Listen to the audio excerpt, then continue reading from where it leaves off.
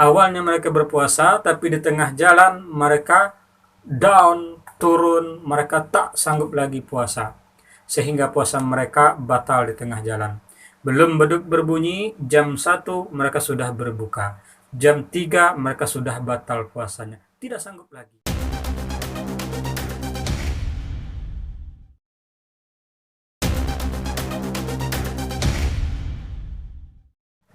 Assalamualaikum warahmatullahi wabarakatuh. Alhamdulillah wa syukrulillah. Assalatu wassalamu ala asyrafil anbiya'i wal mursalin wa ala alihi wa sahbihi rasulillah ajma'in. Amma ba'du. Qala Allah Ta'ala fi kitabihil karim. A'udzu billahi minasyaitonir rajim. Bismillahirrahmanirrahim. Ati Allah wa ati ar-rasul wa la tubtilu a'malakum. Sadaqallahul azim.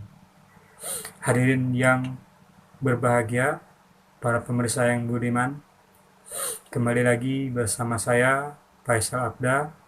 Dalam kali ini kita menyambung kuliah 7 menit kita. Mudah-mudahan ada manfaat dan hikmahnya bagi kita bersama.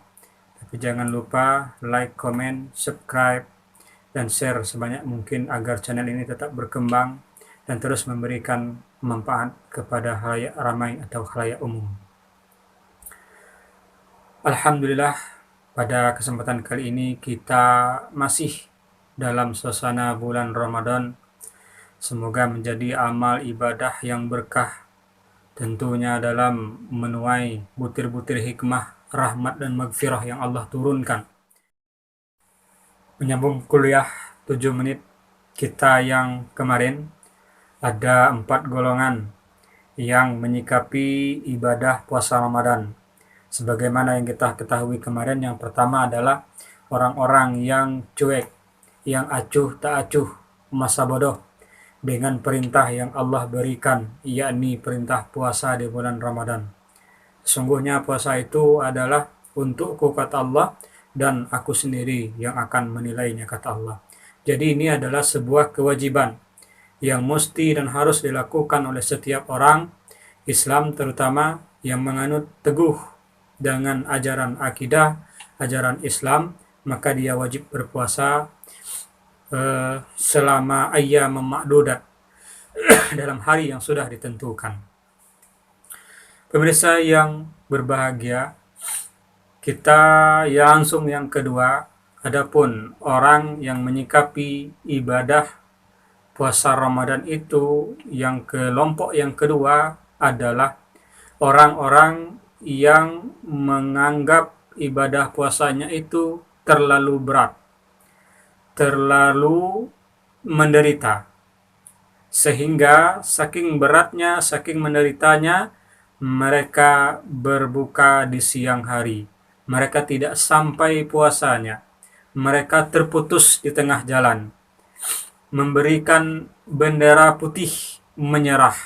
Masya Allah, menyerah. Tidak mampu, tidak sanggup lagi. Awalnya mereka berpuasa, tapi di tengah jalan mereka down, turun, mereka tak sanggup lagi puasa.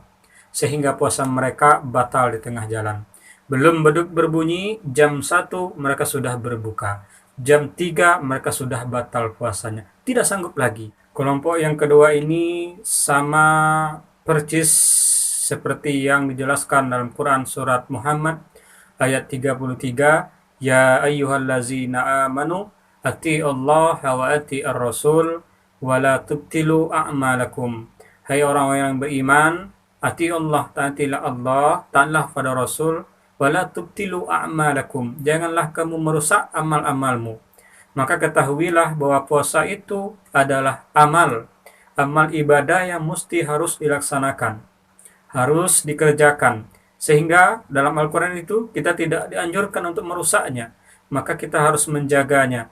Banyak di antara kita yang tak mampu kadang berpuasa di kalangan masyarakat kita. Mereka terkadang tidak punya keimanan, tidak punya keteguhan yang kuat, sehingga mereka mendapati kelompok yang kedua tidak mampu untuk berpuasa, sehingga batal puasa mereka di tengah jalan. Inilah kelompok yang kedua. Kita lanjut untuk yang ketiga, orang yang menyikapi ibadah puasa itu adalah orang atau kelompok manusia yang mereka berpuasa, puasa mereka sampai, tetapi kelompok manusia yang ketiga ini adalah menganggap bahwa ibadah puasa itu hanya sebagai beban syariat saja. Mereka melaksanakan ibadah puasa, tetapi mereka menderita. Sampai puasa mereka ketika 30 hari atau dalam satu hari itu dari terbit fajar sampai terbenam matahari, mereka full puasa mereka. Tetapi kelompok yang ketiga ini hanya menganggap sebagai beban syariat saja. Maksudnya bagaimana? Maksudnya mereka ini menganggap tidak ada pekerjaan yang lain. Tidak ada ibadah yang lain di bulan Ramadan itu kecuali puasa saja. Puasa saja. Mereka berpuasa, mereka tidak mau mencari nafkah. Mereka berpuasa, tidak mau bersilaturahmi. Mereka berpuasa, tidak mau belajar. Mereka berpuasa, tidak mau bekerja. Ini menganggap bahwa ibadah puasa ini tok yang harus mereka kerjakan. Terkadang mereka berpuasa, kadang sampai lupa kewajiban yang lain. Mereka tidak tidak sholat, mereka tidak bekerja sebagaimana mestinya. Padahal mencari nafkah, kewajiban seorang muslim. Mencari ilmu, menuntut ilmu, kewajiban seorang muslim. Tetapi kelompok yang ketiga ini menganggap ini beban syariat saja, ya kita hanya puasa saja. Inilah kelompok ketiga yang menyikapi datangnya perintah puasa. Pemirsa yang berbahagia, yang budiman, lalu bagaimanakah kelompok yang keempat ketika perintah puasa datang? Apa yang mereka lakukan? Apa yang terjadi dengan kelompok yang keempat? Apa saja kelompok yang keempat ini? Kelompok yang keempat ini adalah kelompok yang terbaik, yang berbeda dari kelompok yang pertama, kelompok yang kedua, dan kelompok yang ketiga. Kelompok yang keempat ini menganggap ibadah puasa itu sebagai amal yang mendesak, sebagai ibadah yang penting, ibadah yang pokok, ibadah guna memperoleh ridho dari Allah Subhanahu wa Ta'ala. Mereka menganggap ibadah puasa ini adalah fasilitas, jalan menuju kecintaannya kepada Allah, dan Allah pun cinta. Jalan menuju keridhaan Allah, dan Allah insya Allah pun akan meridhai di jalannya. Kelompok inilah yang menganggap bahwa ibadah puasa itu amat penting.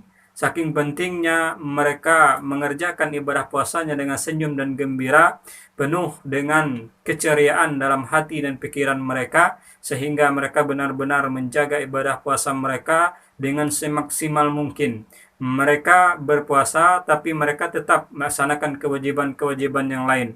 Mereka puasa, mereka ibadah. Mereka puasa, mereka tetap bekerja. Mereka berpuasa, mereka tetap mencari nafkah. Mereka berpuasa, mereka tetap belajar. Mereka berpuasa, bahkan mereka tetap bersilaturahmi. Ini adalah kelompok yang keempat, menganggap begitu penting, begitu kedekatannya kepada Allah Subhanahu wa Ta'ala, sehingga kelompok yang keempat ini adalah benar-benar yakin dengan perintah Allah itu, dan mereka mengerjakan dengan ketulusan hatinya. Inilah yang menjadi pedoman bagi kita dalam rangka menyikapi ibadah puasa. Jangan kita sampai menjadi kelompok yang pertama cuek, acuh, tak acuh masa bodoh. Kedua, kelompok yang tidak mampu berpuasa sehingga mereka berpuasa berhenti di tengah jalan. Dan yang ketiga adalah kelompok yang menganggap ini beban syariat yang sangat berat sehingga melupakan kewajiban lain.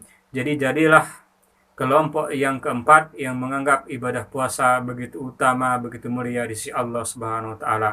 Ingat, puasa itu untukku, kata Allah, dan Allah sendiri yang akan memberikan berapa persen, berapa poin, berapa nilai yang diberikan terhadap puasanya seseorang. Mudah-mudahan ini puasa ini, tahun ini, dan yang akan datang, mudah-mudahan bertemu. Kita menjadikan setiap puasa Ramadan itu adalah puasa-puasa yang terbaik.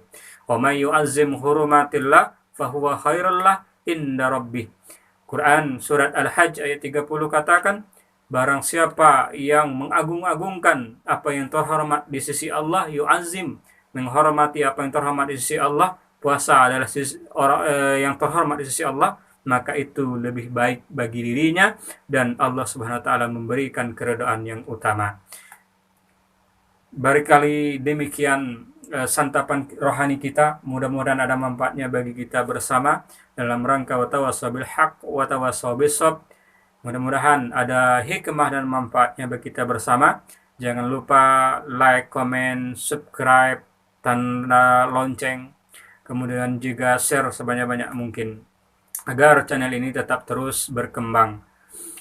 Terima kasih, mohon maaf lahir dan batin jika terdapat kekurangan, kealpaan. Terima kasih juga atas perhatian. Billahi taufiq wal hidayah. Usikum binafsi wa taqwallah wa ta'atihi la'allakum tuflihun. Assalamualaikum warahmatullahi